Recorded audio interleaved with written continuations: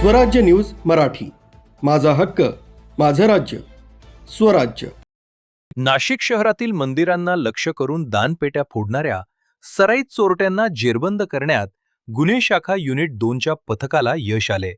CCTV footage आणि तांत्रिक तपासाच्या आधारे पोलिसांनी रेकॉर्डवरील गुन्हेगारांना बेड्या ठोकल्या असून सातपूर परिसरातील चोरीचे 2 गुन्हे उघडकीस आणलेत.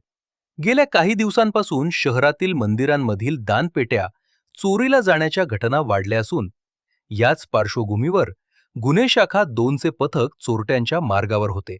सीसीटीव्ही फुटेजच्या आधारे तपासाची चक्र फिरवत असताना सहाय्यक पोलीस निरीक्षक गुलाब सोनार आणि पोलीस उपनिरीक्षक मुख्तार खान पठाण यांच्या पथकाला संशयित आरोपी आंबड MIDC परिसरातील फ्रेश बेकरीजवळ येणार असल्याची माहिती मिळाली. त्यानुसार सापळा रचून पोलिसांनी सिद्धेश सुवर आणि त्याच्या साथीदाराला ताब्यात घेतले. पोलिसांनी आपल्या खाक्याचा धाक दाखवत पाहुणचार करत विचारपूस केली असता संशयितांनी गुन्ह्याची कबुली दिली.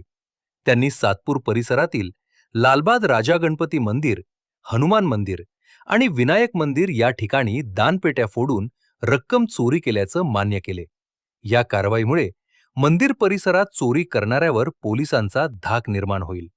ही कामगिरी गुन्हे शाखा युनिट 2चे प्रभारी अधिकारी सहाय्यक पोलीस निरीक्षक हेमंत तोडकर, सहाय्यक पोलीस निरीक्षक डॉक्टर समाधान हिरे यांच्या मार्गदर्शनाखाली पोलीस उपनिरीक्षक मुख्तार पठाण, सहाय्यक पोलीस निरीक्षक गुलाब सोनार, शंकर काळे, विलास गांगुर्डे, सुनील आहेर, चंद्रकांत गवळी आणि वाल्मिक चव्हाण यांच्या पथकानं केलीये.